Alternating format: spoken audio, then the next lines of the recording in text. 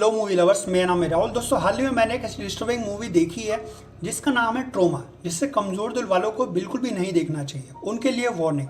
Movie को 2017 में release किया गया था, जिसे IMDb पर 5.1 का रेटिंग मिला है। कहानी एक ट्रू इंसिडेंट पर बेस्ड है, जिसमें चिल्ड्रन डिक्टेटर को दिखाया गया है जिसने अपने ईगो के लिए 30,000 लोगों को टॉर्चर कर मौत के घाट उतार दिया और अपनी वाइफ को इतना टॉर्चर किया कि उसका प्राइवेट पार्ट डिस्ट्रॉय हो गया। अब डिक्टेटर ने ऐसा क्यों किया और आगे क्या होता है, ये हमें कहानी में पता चलेगा। चैनल को सब्सक्राइब करने के लिए नहीं बोलूँगा।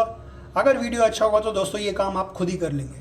तो आइए शुरू करते हैं। कहानी में हमें 1978 का टाइम दिखाया जाता है, जिसमें डिक्टेटर ने अपनी वाइफ को टॉर्चर कर रहा है और उसकी वाइफ पेन में ज़ोर ज़ोर से चिल्ला रही है, जो अपनी जान की भीख मांगती है। जिसके बाद डिक्टेटर अपने बेटे जोआन को बुलाता है और उसका चेहरा नाइफ से कट करता है और वाइग्रा का इंजेक्शन देकर अपनी मां के साथ रिलेशन बनाने के लिए मजबूर करता है, जिसे उसकी मां बर्दाश्त नहीं कर पाती और उसकी मौत हो जाती है।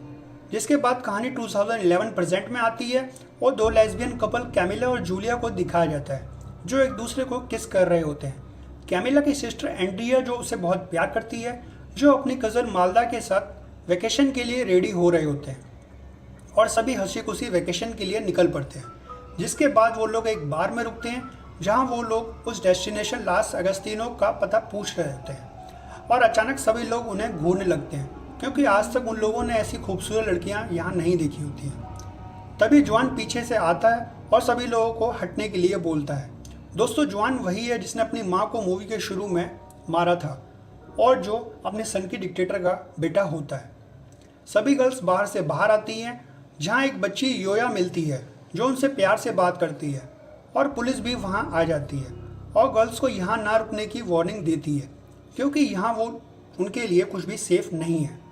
पुलिस ऑफिसर पेड्रो एंड्रिया के हाथ पर अपना नंबर लिख देता है ताकि ज़रूरत पड़ने पर वो लोग उसे कॉल कर सके।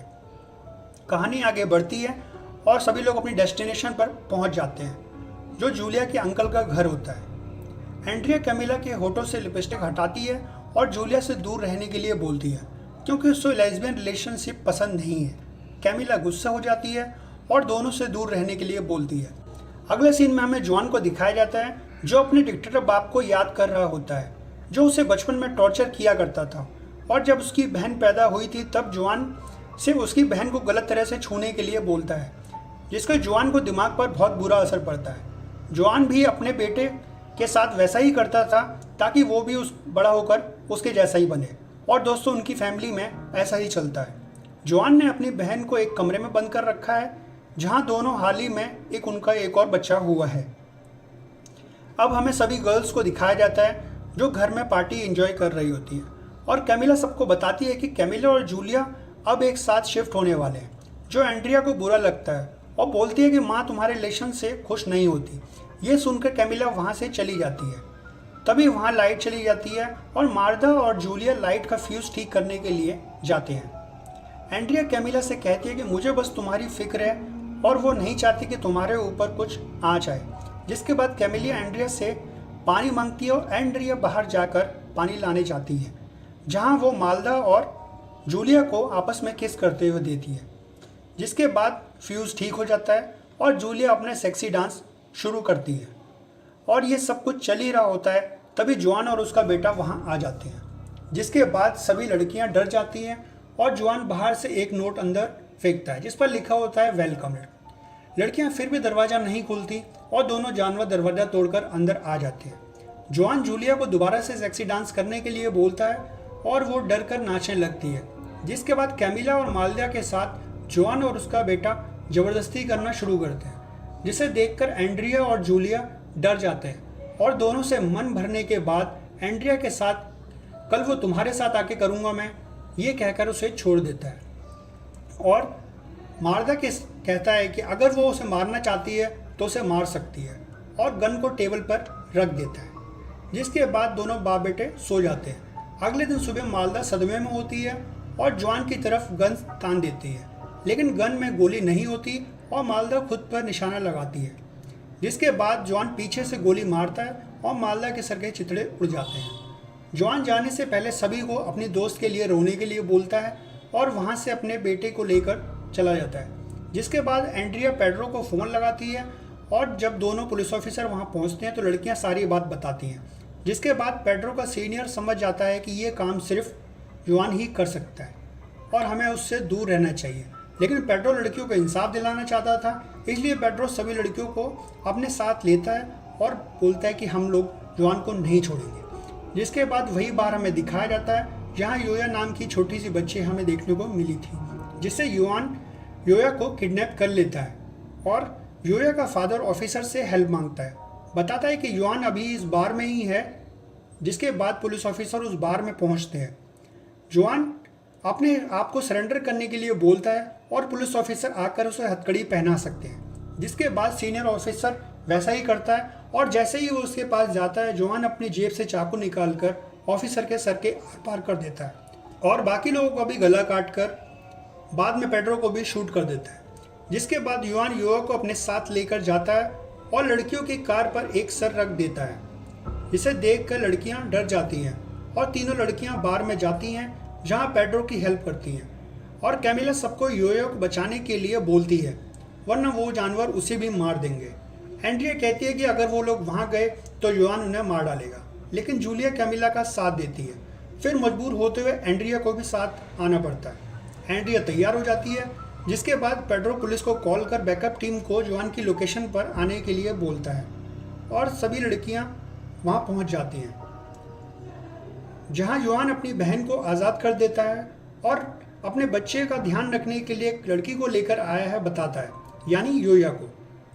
जुआन अपनी बहन को बताता है कि जब एक दिन उसका डिक्टेटर बाप गोली चलाना सिखा रहा होता है तो कुछ लोग उसे डिक्टेटर बाप से उसको बचाने के लिए आए थे, जिसमें गोलीबारी में युआन के बाप की जान चली जाती है और वो लोग बच्चा समझकर युआन को छोड़ देते हैं। लेकिन जुआन उन्हें नहीं छोड़ता और उन्हीं का चाकू लेकर एक एक कर उनका गला काट देता है और अपने बाप की जगह ले लेता है। यानी दोस्तों अब जुआन एक जानवर बन चुका था। जुआन को कुछ पास्ट की याद आती है, जिसमें एक बार उसकी माँ ने उसके बाप के मेडल को छू लिया था और उसकी माँ को इतनी बुरी तरह से उसके फादर ने टॉर्चर किया कि वो हमेशा उसे याद रहा। बाद सभी जुआन के अड्डे पर पहुंच जाते हैं, जहां कुछ लोगों को जानवर से भी बुरी तरह से टॉर्चर किया जा रहा है, जो अपनी मौत की भीख मांग रहे होते हैं। जिसके बाद एंड्रिया जूलिया को जुआन के बेटे को सेड्यूस करने के लिए बोलती है और बेटा जूलिया के साथ मेकआउट करने लगता है। जिसके बाद पीछे से आकर एंड्रिया बेटे को रॉड से मारती है और बेहोश कर देती है और उसे बांधकर बाहर ले आती है, ताकि योया को उसके बदले में मांगा जा सके और उसकी जान बचाई जा सके। लेकिन जुआन उन लोगों के पीछे से हमला कर देता है और सभी लोग एक रूम में छुप जाते हैं। जिसके बाद जुआन बेटे को छोड़ने के लिए बोलता है, लेकिन कोई भी उसकी बात नहीं मानता और जुआन जहरीली गैस उस रूम में छोड़ देता है और रूम में आकर गोलियां चलाने लगता है, जिसमें पेड्रो की जान चली जाती है और तीनों लड़कियां वहां से भागती हैं। और तभी उनके सामने होता है जुआन का बेटा, जो जूलिया को ऊपर से नीचे गिरा देता है, जिसमें जूलिया घायल हो जाती है। जिसके बाद एंड्रिया मौका देखकर एक ईंट उठाती है और जुआन के बेटे को ऊपर बहुत ही बुरी तरह से हमला करती है, जिसमें उसकी बॉडी बहुत ही बुरी तरह से डैमेज हो जाती है और उसकी जान चली जाती है। एंड्रिया और कैमिला योया को ढूंढने के लिए आगे बढ़ते हैं और जुआन अपने बेटे की लाश देखकर पागल सा हो जाता है और घायल जूलिया को वहां से उठा ले जाता है और टॉर्चर करता है। जूलिया की आवाज़ सुनकर कैमिला और एंड्रिया वहां आ जाते हैं और गन से निशाना लगाते हैं जुआन पर। एंड्रिया जूलिया को छोड़ने के लिए बोलती है, लेकिन जुआन ऐसा नहीं करता और जूलिया का रॉड से जबड़ा फाड़ देता है और जूलिया की कहानी फाइनली दोस्तों यहाँ ख़त्म हो जाती है। और ये सब देखकर एंड्रिया गोली चलाती है, जुआन को गोली लगती है, जिसमें एक गोली कैमिला को भी लग जाती है और तभी दूसरे रूम से एक छोटे से बच्चे की आवाज़ आती है। जिसके बाद एंड्रिया वहाँ पहुँचती है और बच्चा जुआन और उसकी बहन का होता है। एंड्रिया जुआन की बहन को शूट करने ही वाली होती है, तभी जुआन की बहन अपनी जान की भीख मांगती है और एंड्रिया उसे छोड़ देती है। जिसके बाद एंड्रिया कैमिला को देखने के लिए वापस आती है, लेकिन वहाँ कैमिला नहीं होती और जुआन की बॉडी भी वहाँ नहीं होती, यानी जुआन अभी जिंदा है। आगे एंड्रिया कैमिला की बॉडी मिलती है, जिसका दिल निकाल चुका होता है, जो जुआन ने निकाला होता है, और एंड्रिया की अपनी बहन की लाश को देखकर रोने लगती है। तभी जुआन पीछे से आकर एंड्रिया पर हमला करता है, लेकिन एंड्रिया अपनी जान की परवाह ना करते हुए तेजाब की बोतल पर निशान लगाती है और सारा तेजाब जवान के मुंह पर ऊपर आकर गिर जाता है और उस जानवर की यहीं बहुत बुरी तरह से मौत हो जाती है।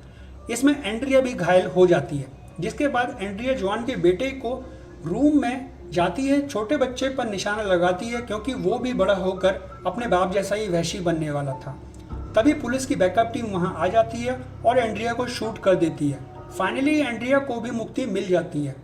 वहीं दूसरी तरफ योया युआन की बहन को लेकर बाहर आती है और युआन की बहन पहली बार रोशनी देखती है, यानी युआन ने कभी अपनी बहन को बाहर आने ही नहीं दिया।